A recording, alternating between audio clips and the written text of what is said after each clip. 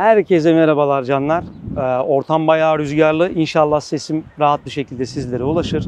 Bugün yine Osmo Pocket 3 ile birlikte güzel bir sinematik video denemesi çekimi için alana çıktım. Şu an okulumun bulunduğu köydeyim. Burada amacım böyle baharın da gelmesiyle beraber hafif yeşillikle ortamda işte çiçek, böcek, ağaçla alakalı güzel bir kompozisyon yapmak ve küçük böyle 2,5-3 dakikalık bir video oluşturmak. Videoyu Pocket 3 ile çekeceğim ve editini Premiere'de yapıp üstüne bir de LUT atacağım. Bakalım çıkan sonuçlar güzel olur ve sizden güzel yorumlar alırsa videoları nasıl editlediğimle alakalı, kurguyu nasıl yaptığım ve renklendirmeyi nasıl yaptığımla alakalı da güzel bir eğitim videosu hazırlayacağım. Haydi şimdi hazırsak videoyu ben çekmeye başlayayım. Siz de bitmiş halini görün.